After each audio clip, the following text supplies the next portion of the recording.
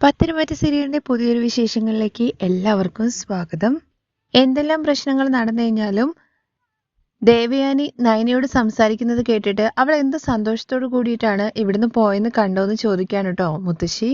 അവൾക്ക് വലിയ മനസ്സുണ്ട്, അതുകൊണ്ടാണ് പ്രശ്നങ്ങളെല്ലാം തീർക്കാൻ വേണ്ടിയിട്ട് അവൾ ശ്രമിക്കുന്നത്. ഈ കുടുംബത്തിലെ എന്ത് പ്രശ്നം ഉണ്ടായാലും അവള് നല്ല രീതിയിൽ തന്നെ അതെല്ലാം മുന്നോട്ട് കൊണ്ടുപോകുന്നൊക്കെ മുത്തശ്ശനും പറയാണ് കേട്ടോ. ഇതൊന്നും കേട്ടിട്ട് ദേവയാനി ഒന്നും മിണ്ടുന്നില്ല കേട്ടോ. പക്ഷെ ജലജയ്ക്കാണ് വിഷമം. കാരണം നയനയെ എങ്ങനെയെങ്കിലും ചവിട്ടി പുറത്താക്കുക എന്നുള്ള രീതിയിലാണല്ലോ അവൾ ഓരോ കാര്യങ്ങളും ചെയ്യുന്നത്. ഇത്രയൊക്കെ ചെയ്തിട്ടും എന്തുകൊണ്ടാണ് ദേവയാനി ഏട്ടത്തിയുടെ മനസ്സിലേക്ക് ഒന്നും കയറാണ്ടായത്?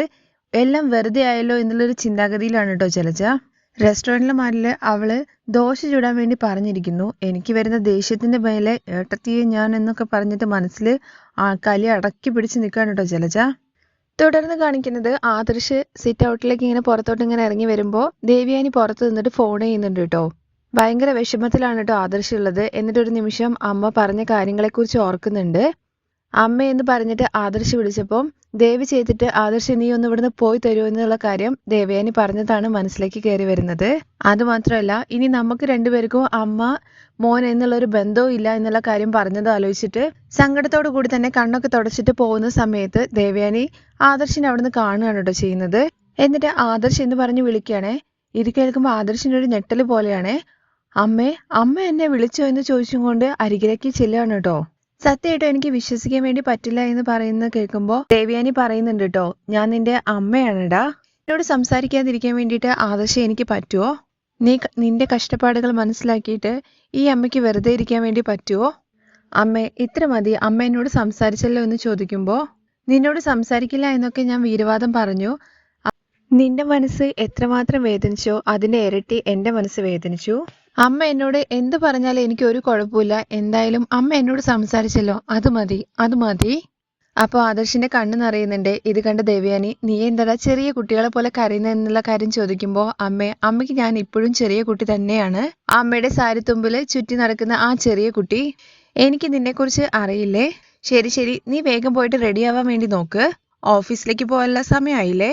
ഓക്കെ അമ്മ എന്ന് പറഞ്ഞിട്ട് പോയിട്ട് വീണ്ടും അമ്മ എന്നൊക്കെ പറഞ്ഞിട്ട് കവിളിൽ ഇങ്ങനെ ഭയങ്കര സ്നേഹത്തോട് കൂടിയിട്ട് ഇങ്ങനെ പിടിക്കുന്നൊക്കെ ഉണ്ട് കേട്ടോ. എന്നിട്ടാണ് ആദർശ് കയറി പോകുന്നത്. ഇതൊക്കെ കാണുമ്പോൾ ദേവയാനിക്ക് ഒരുപാട് സന്തോഷമാവാണ് കേട്ടോ ചെയ്യുന്നത്.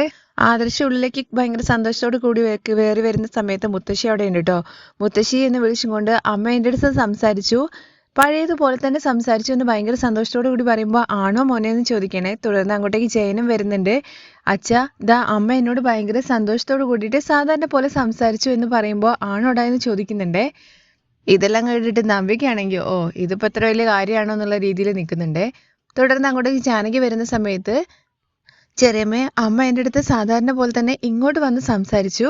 ആണോ, ഇത് എപ്പോൾ നടന്നു എന്നുള്ള കാര്യം ചോദിക്കുമ്പോൾ ദാ ഇപ്പോൾ വെളിയിൽ നിന്നിട്ട് അമ്മ ഫോൺ ചെയ്യായിരുന്നു. അപ്പോൾ ഞാൻ അവിടെ നിൽക്കുന്ന കണ്ടിട്ട് എന്നെ അങ്ങോട്ട് വിളിച്ച് സംസാരിച്ചു. എന്തായാലും ഞാൻ ഭയങ്കര ഹാപ്പിയാണെന്നൊക്കെ പറയാണ് കേട്ടോ. നിന്റെ അമ്മ നിന്റെ അടുത്ത് സംസാരിച്ചപ്പോൾ നീ ഇത്രയും സന്തോഷമായില്ലേ? നിന്റെ അമ്മ നിന്നോട് സംസാരിക്കാൻ വേണ്ടിയിട്ട് കാരണമായത് ആരാന്നുള്ള കാര്യം അറിയാമെന്ന് ചോദിക്കാണ് കേട്ടോ ജാനകി. എന്താ പറഞ്ഞെന്നുള്ള കാര്യം ചോദിക്കുമ്പോൾ അതെ, നിന്റെ അമ്മ നിന്റെ അടുത്ത് താനേ വന്ന് സംസാരിച്ചതൊന്നുമല്ല, അമ്മ തന്നെയാണല്ലോ എന്നെ വിളിച്ചിട്ട് സംസാരിച്ചതെന്ന് ആദർശ് പറയുമ്പോൾ നിന്റെ അമ്മയുടെ മനസ്സ് അത്ര പെട്ടെന്ന് മാറുന്ന ഒരാളാണെന്ന് നിനക്ക് തോന്നുന്നുണ്ടോ? നിന്റെ അമ്മയുടെ മനസ്സ് മാറ്റിയിട്ട് നിന്റെ അടുത്ത് സംസാരിക്കാൻ വേണ്ടിയിട്ട് വെച്ചത് വേറെ ആരുമല്ല, ഈ വീട്ടിലേക്ക് കയറി വന്ന മഹാലക്ഷ്മിയാണെന്ന് പറയുമ്പോൾ അതാരാണെന്ന് ചോദിക്കുകയാണേ. വേറെ ആരാ? നയന തന്നെ. എന്താ പറയുന്നതെന്ന് ആദർശ് ചോദിക്കുമ്പോൾ പിന്നെ രാത്രി ഭയങ്കര ദേഷ്യത്തിലിരുന്ന നിന്റെ അമ്മ ഇന്ന് രാവിലെ ഉറങ്ങി എണീറ്റപ്പോഴേക്കും നിന്നെ വിളിച്ചിട്ട് സംസാരിക്കുമോ? ഇത്രയും നാള് നിന്റെ അമ്മയെ നീ കണ്ടതല്ലേ, എന്നിട്ടും ഇത്രയും കാലമായിട്ട് നിനക്ക് അവളെ മനസ്സിലായില്ലേ? ഇന്നലെ രാത്രി നിന്റെ അമ്മയുടെ മനസ്സ് ഒരുപാട് വേദനിച്ചിട്ടുണ്ട്. അത് കാണാൻ സഹിക്ക വയ്യാതെയാണ് നയന അമ്മയോട് പോയിട്ട് സംസാരിച്ചത്. എന്താ ചെറിയമ്മ പറയുന്നത്? ഇതെല്ലാം സത്യമാണോ എന്ന് ചോദിക്കുമ്പോൾ അതെ, നിന്റെ ഇന്നത്തെ മുഴുവൻ സന്തോഷങ്ങൾക്കും കാരണം നിന്റെ ഭാര്യ നയനയാണ്. നീ അവളോടാണ് നന്ദി പറയേണ്ടതെന്ന് പറയുമ്പോൾ ശരി ചെറിയമ്മേ, ഞാൻ ഇതാ വരുന്നു എന്ന് പറഞ്ഞിട്ട് സന്തോഷത്തോട് കൂടിയിട്ട് ആദർശ് ഓടിപ്പോവാണ് കേട്ടോ. അങ്ങനെ ആദർശ് റൂമിലേക്ക് വന്നിട്ട് നയന എന്ന് വിളിച്ചും കൊണ്ട് ആദ്യം കറക്കുന്നൊക്കെയാണ് കേട്ടോ. എന്നെ താഴെ ഇറക്കെന്ന് പറയുമ്പോൾ താഴെ ഇറക്കില്ല, ആരെങ്കിലും കാണുന്നൊക്കെ പറയുന്നുണ്ട്. ആണെന്നുണ്ടെങ്കിൽ നമ്മുടെ നവ്യാണെങ്കിൽ അവിടെ പുറത്തുനിന്ന് കാണുന്നുണ്ട് കേട്ടോ. ആര് കണ്ടാലും എനിക്ക് കുഴപ്പമില്ല, ഞാൻ ഒരുപാട് സന്തോഷത്തിലാണ്, എൻ്റെ അമ്മ എന്നോട് സംസാരിച്ചു എന്ന് പറയുമ്പോൾ അമ്മ നിങ്ങളോട് മാത്രമല്ല എന്നോട് സംസാരിച്ചു, എന്നിട്ട് ഞാൻ നിങ്ങളുടെ അടുത്ത് ഇങ്ങനെ ചുറ്റിക്കറക്കാണോ ചെയ്തതെന്ന് ചോദിക്കുന്നുണ്ട് കേട്ടോ നയന. അതെല്ലാം എന്നോടത്ത് ചെറിയമ്മ പറഞ്ഞു, നീയാണ് അമ്മയുടെ അടുത്ത് സംസാരിച്ചതും അമ്മ എന്നോട് സംസാരിക്കാനുള്ള കാരണം എന്നുള്ള കാര്യം പറഞ്ഞപ്പോൾ ആ സന്തോഷത്തിൽ എടുത്ത് ചുറ്റിക്കറങ്ങിയതാണെന്ന് പറയാണ് കേട്ടോ ആദർശ്.